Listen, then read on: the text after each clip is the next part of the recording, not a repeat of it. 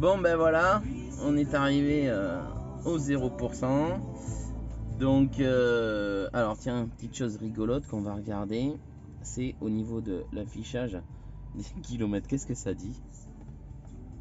Ah, ça dit quand même 2 km. Donc vous voyez, il indique 0, mais a priori je pourrais quand même encore faire 2 km. Donc bon, je vais pas tenter plus, c'est pas la peine. Je vais la mettre à charger. Alors après, je sais pas s'il faut vraiment attendre une charge à 100% pour faire le rééquilibrage des batteries. Je vais un petit peu aller fouiller là sur internet, voir qu'est-ce qui se dit. En tout cas, ben voyez, voilà, on peut descendre à 0 sans aucun problème. Ça met un peu de stress quand même sur la fin, hein, faut pas se voiler la face, mais c'est fiable.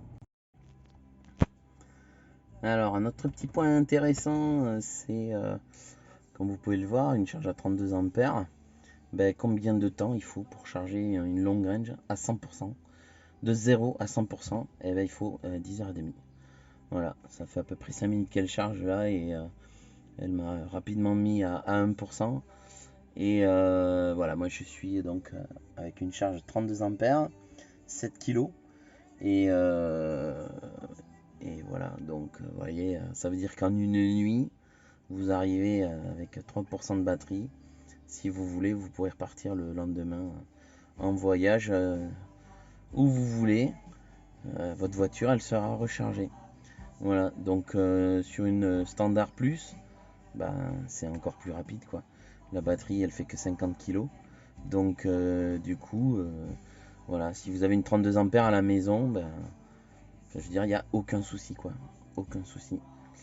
Voilà, un petit point intéressant. Et ce qu'on peut voir également, c'est si on réduit du coup sur une prise à 16 ampères, hop, on va vite voir le temps qu'il faut pour recharger, donc de 0, parce que j'étais à 0, hein, ça vient de passer à 1% là, rapidement, mais voilà, ça va du coup nous indiquer le temps qu'il faudrait à 16 ampères. Donc 16 ampères, attention, c'est un petit peu plus que ce que vous propose le chargeur l'UMC avec une prise standard, on va dire. Voilà, faut savoir que la prise standard, l'UMC Tesla vous limite à une puissance maximale de 13 ampères. Voilà.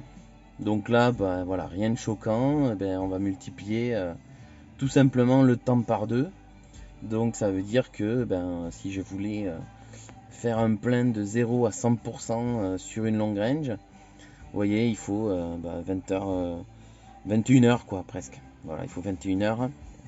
En 21 heures, vous arrivez à recharger la totalité de votre voiture. Et du coup, si on passait sur une 13 ampères, voilà, de 0 à 100%, on va voir le temps que ça indique, mais là du coup on est sur des durées beaucoup plus longues. Ça veut dire que vous n'utilisez pas votre voiture, alors je dis bien de 0 à 100%, hein. Je dis pas qu'on en a besoin, je dis juste que voilà. Et là du coup vous voyez le temps indiqué par la voiture c'est 24 plus, donc ça veut dire qu'il faudra plus d'une journée et une nuit pour faire la recharge jusqu'à 100%. Voilà. Sachant que on fait jamais normalement une recharge à 100%. Donc si on mettait une limite à 80 par exemple, voilà, on va tomber sur une charge qui va durer à peu près 20h50 sur du 13 ampères. Sur du 16 ampères, hop, ça va diminuer.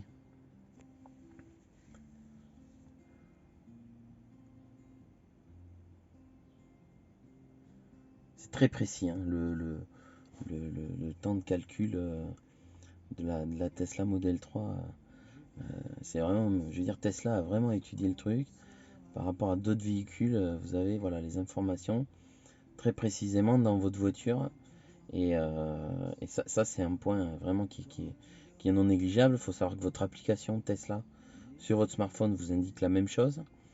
Donc voilà. Bon, là ça diminue. Voilà, donc pour revenir à ce que je disais tout à l'heure, voilà, c'est très précis, voilà, hein, les calculs faits par la voiture. Donc voilà, 13 ampères, vous voyez, ben, il faudra plus de 24 heures. sur une prise de l'UMC standard fournie par Tesla qui vous limite à 13 ampères, ben, de 0 à 100%, il vous faut plus d'une journée et d'une nuit. Voilà, donc et pareil d'ailleurs pour 80%, pardon. Et donc ça c'est l'avantage d'avoir 16 ampères ou du coup 32 ampères, c'est que ben, ça permet de récupérer dans une nuit une charge intégrale et de pouvoir charger correctement sa voiture, quoi. Voilà, donc voilà, moi je vais laisser à 32 ampères, je vais voir s'il faut que je remonte à 100% ou pas. Mais voilà, c'était un point intéressant que je voulais vous montrer.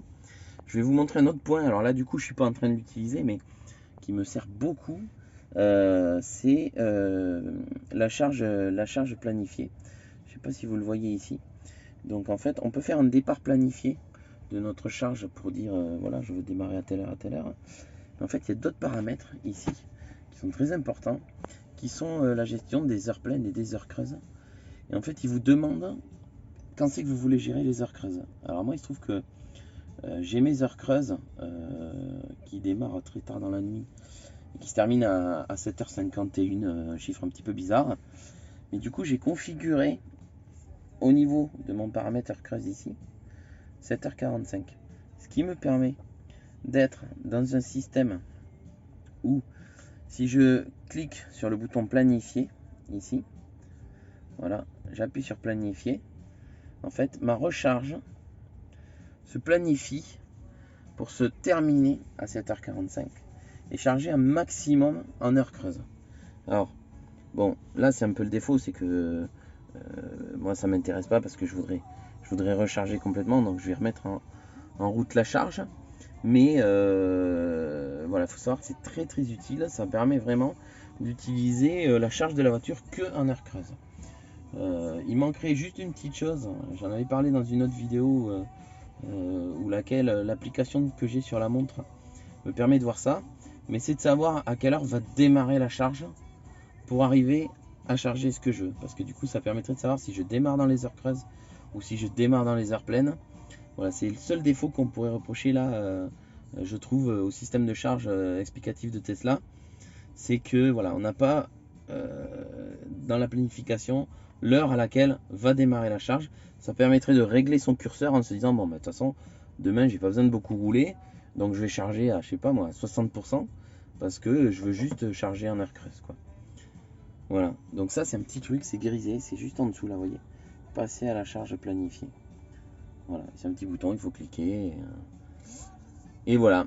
Écoutez, j'espère que ces vidéos vous ont plu. Désolé pour la coupure entre les deux, mais alors c'est pas le téléphone qui a plus de batterie, mais plus d'espace. Voilà, donc ben écoutez, n'hésitez pas à utiliser mon lien de parrainage si jamais vous décidez et si vous trouvez que mes vidéos vous ont apporté pas mal d'explications. Voilà, j'essaierai d'en faire plus à l'avenir, j'essaierai de faire des vidéos utiles parce que je pense qu'on se pose tous des questions avant d'acheter un véhicule électrique et finalement voilà, c'est souvent bien d'avoir les réponses avant que de les découvrir après. Voilà, écoutez, à très bientôt.